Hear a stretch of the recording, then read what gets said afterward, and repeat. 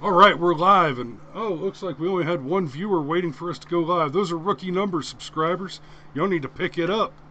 But here it is at 7:31. I apologize. I know we're a minute late, but we've got some stuff to talk about this morning. And shoo, buddy, you know what? I'm just going to go ahead and give this one. I'm going to give this one to Officer Rolfe. When this guy so much sack, he protect, he attack. This why no more homo erotic rocket ranches. Got it? Got it. Oh jeez.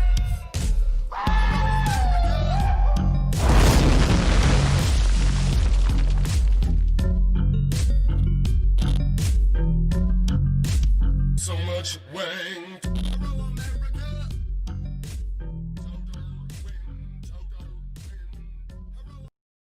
Might be a good idea. Okay, well, let's do that. Well, I'll get you going. So, we should have gone ahead and covered this yesterday, if not Wednesday, because the runoff election was on Tuesday. So, you know, the results were out Tuesday night. We could have hit this Wednesday morning. But Howard the Coward, Atlanta DA Paul Howard, just lost his runoff election. And I ain't crying about it. That's for damn sure. Yeah, how racist or not, I don't care at this point. Call me whatever you want. But how shite of a DA do you have to be a black man in Atlanta and not get reelected? I mean, seriously. But, I mean, between him just utterly failing on... I mean, you go all the way back to, like, the Ray Lewis case, the football player that was involved in the mysterious strip club stabbing, and all the way up to, you know, what's going on with Officer Rolfe now, being charged with murder. I mean, dude just kept messing up. And then you factor in the fact that he's got all these ethics complaints against him. He forgot to mention that he got a six-figure salary from a nonprofit that he was associated with. And there's the affairs that have happened with his staff. I think his number was up. And if he's very, very smart, he will shut his mouth and go away. Because the woman that unseated him apparently used to work for him. And apparently was the lead prosecutor with the oh God, brain. Okay. Apparently was the lead prosecutor for oh, it happened again. Fudge nugget. The lead prosecutor for the... Are you not entertained? The Atlanta teaching scandal that uncovered, I mean, just whoa. So she's got a history of going after corrupt government officials, and maybe he just needs to shut up and go away. That's probably the smartest thing for him to do.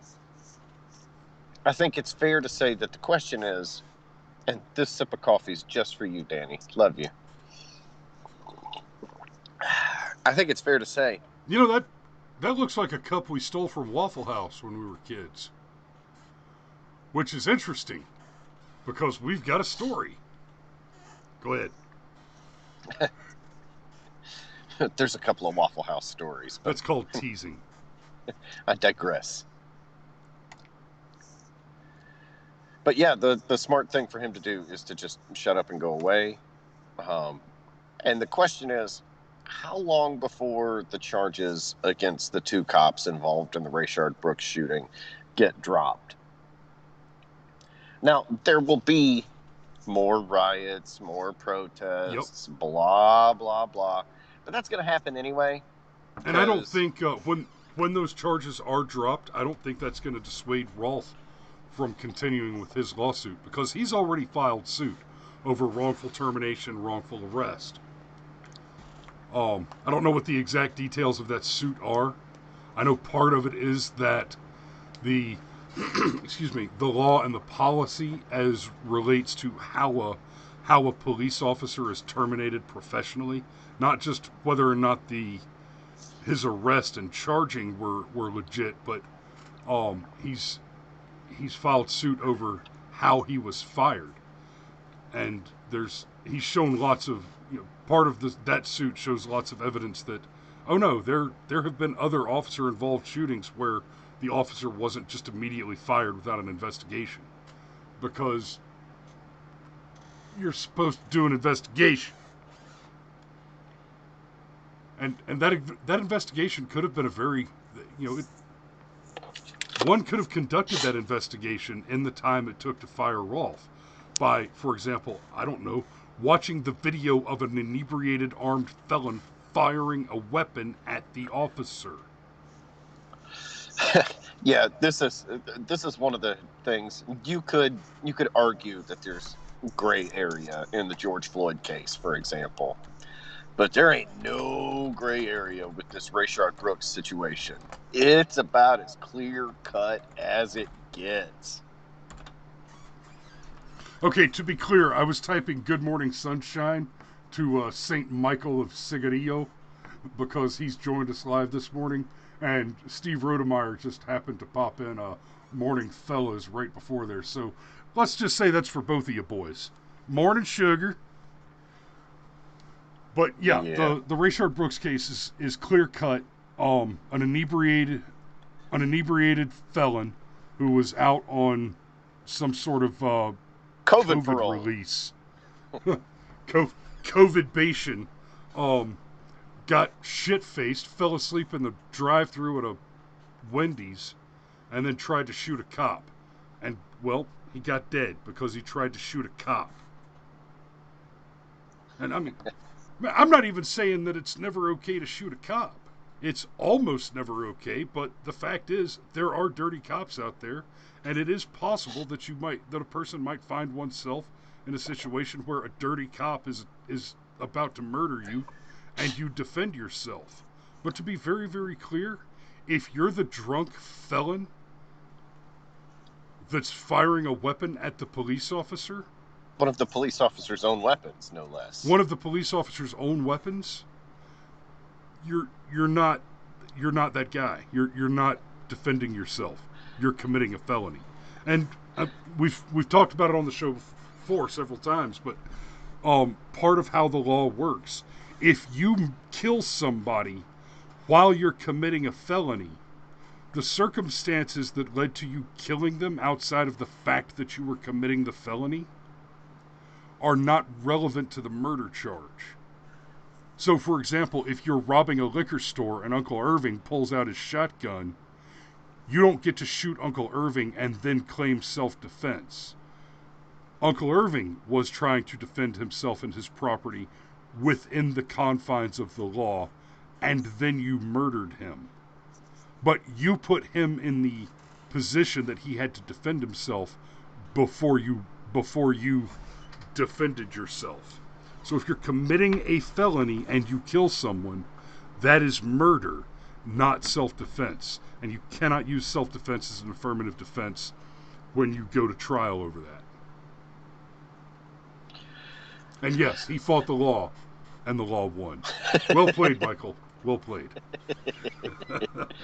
Oh, sometimes I feel like we have the best commenters. I really do. We do have a fantastic audience. Oh, and since we're just going to run down the wins, Crowder got remonetized. Got remonetized. And I love it. They're talking about it, and Crowder asks half Asian Bill, "So how long do you think this is going to last?" And Bill says, "Wait, we're still monetized?" "Yeah." "That's 24 hours. I lost." Yeah, that's ain't that the truth? But I think Crowder has proven that he doesn't actually need the monetization from YouTube. He can sell enough coffee cups and get enough get enough sponsorships from Walter and Black Rifle Coffee. But it's the right and wrong of it. I mean, that's what it boils down to. He never should have been demonetized in the first place. He's obviously a comedian. I mean, yes, there's political analysis, there's commentary on current events, but it's done from a humorous perspective. Well, the fact that he's been remonetized, it's like if we were looking at a murder conviction being overturned. The fact that he was remonetized is evidence itself that the original demonetization was unjust and a violation of the very rules that seek to conduct it. Yep. Sought. Asterisk, sought. That's okay. You don't have to have perfect language all the time, sir. It helps, but...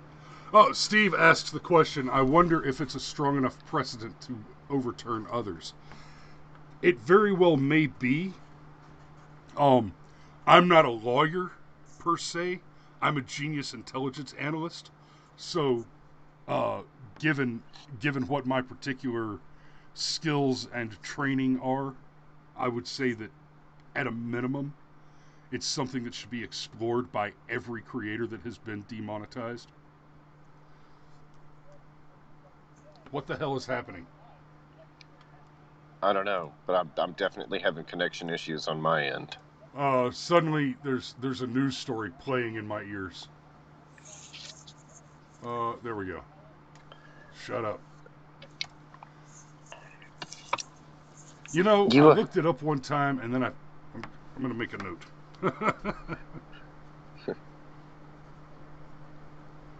Okay.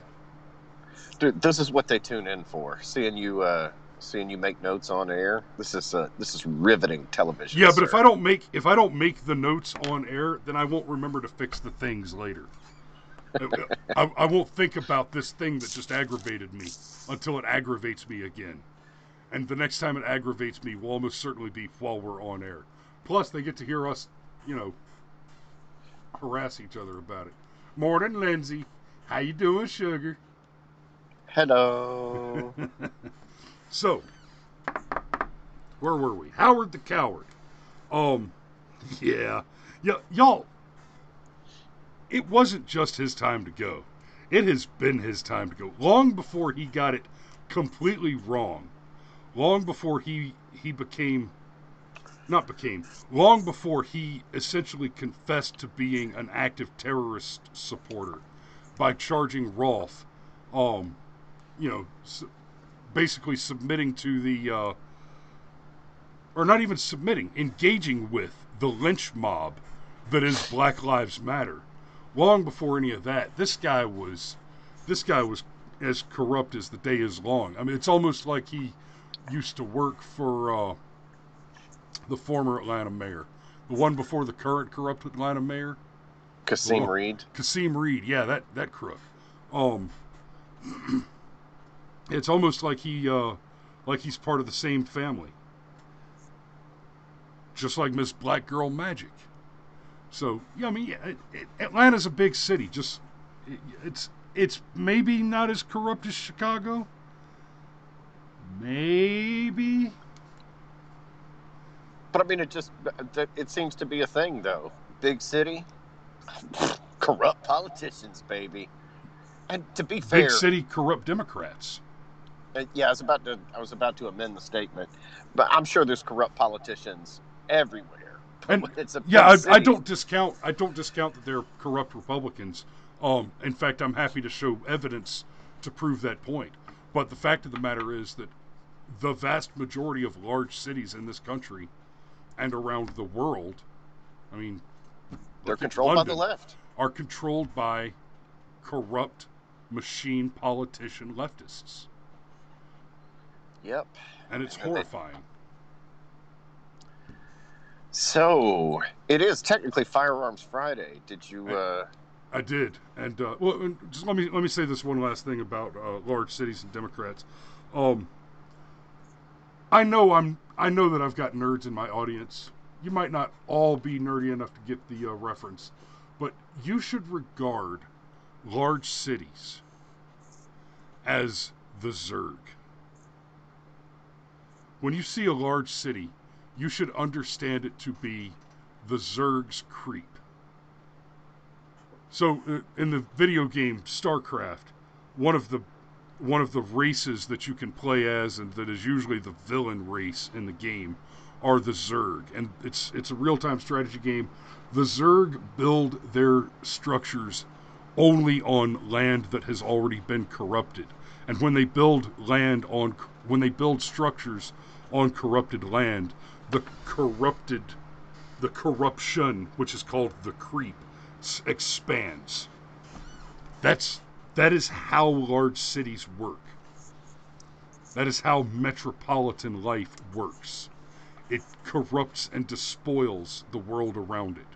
And the more it stretches out, the more that creeps out, the more the suburbs become derelict and crime-ridden. And I'm not talking about a race thing.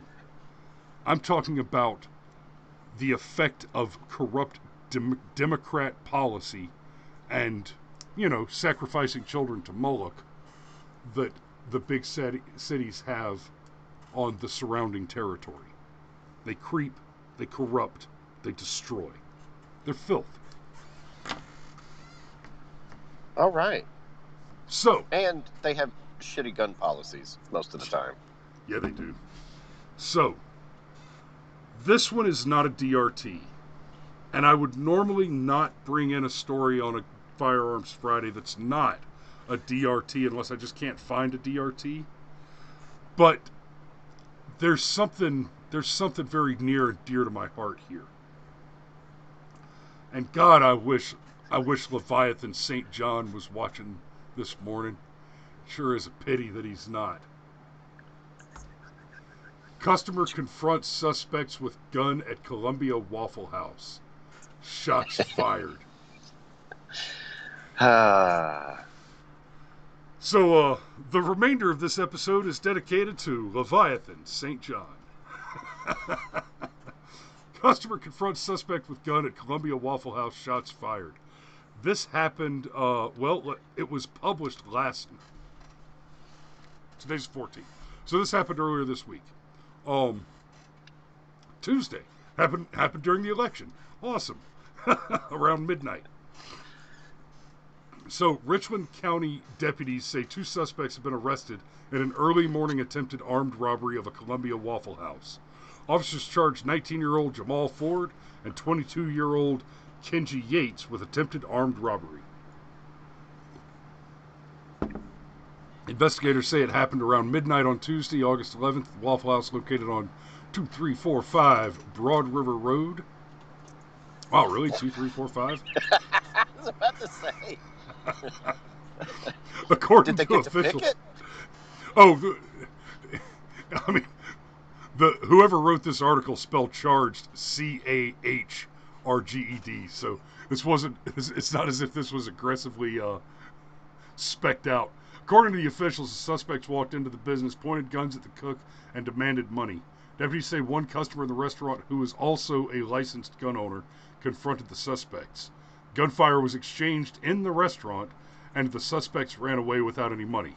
No injuries were reported. Officers say deputies and K-9 units were able to track down the suspects after a perimeter and track had been set up. Yates and Ford were taken to the Richmond County Detention Center. That's the whole article. There's no more to it. But, guys, let me tell you something. Anything after midnight at a Waffle House, that is not the target. That is not where you want to be trying to conduct an armed robbery. Yeah, you're taking your life into your own hands with that. Not in the Southeast.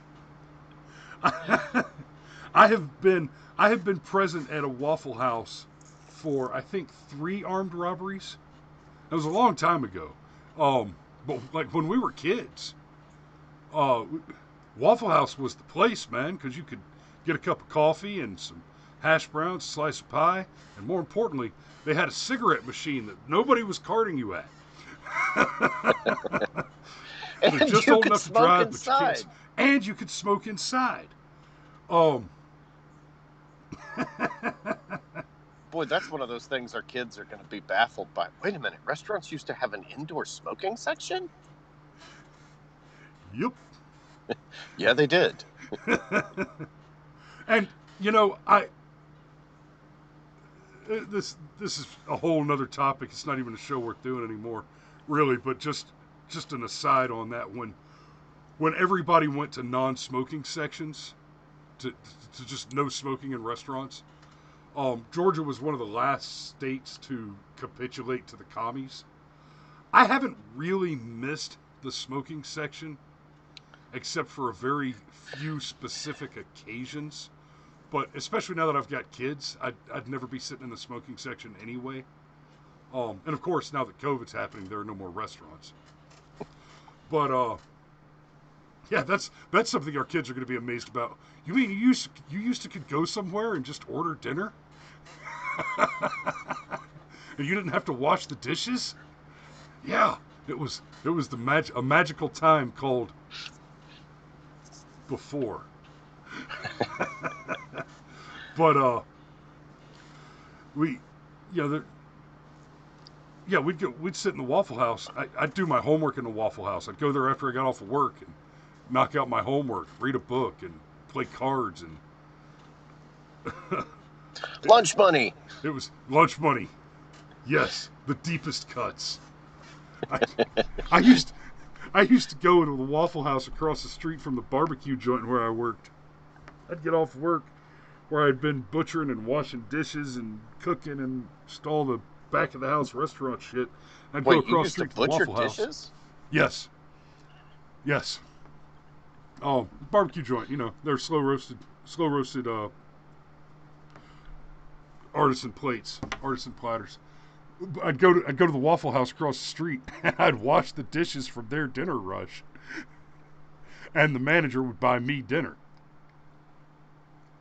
I recall. Yeah. And buying me dinner is one thing. Buying 17-year-old me dinner, that's a proposition.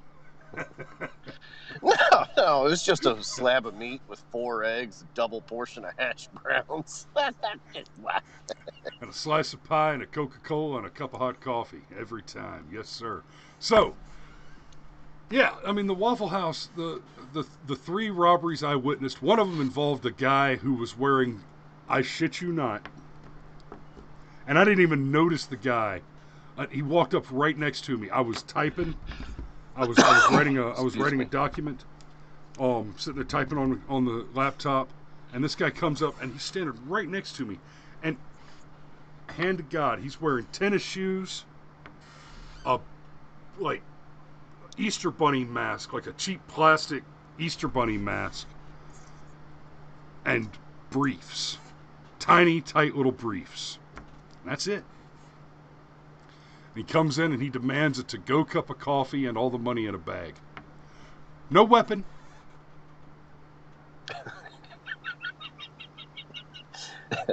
You know what that is, buddy? Came in armed with nothing but his crazy and a smile. Yup. No, can you tell that I'm cracked out? Can you tell? Nobody can tell that I'm on crack. My Easter bunny mask hides it. And Levi said, "I'm sorry, sir.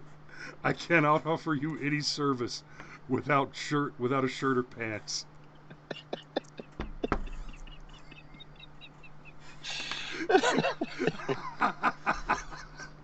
And the guy just turned around and walked away. Just turned around and walked away.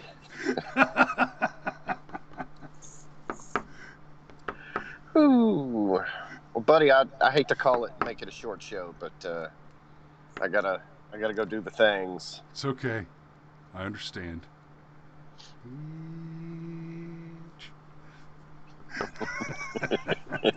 All right, so it's Friday. That means safety brief. Y'all be safe out there. It's time to go to work. I see there's a few viewers in the audience that are going to be helping me move our buddy across the state tomorrow. I'll see y'all in the morning, and we'll lift with our knees. For the rest of you out there, don't drive drunk. Don't fry bacon naked. Sex, drugs, rock and roll, videotape, and farm animals. No two at the same time. Y'all be safe, and we'll see you on Monday. Yeah.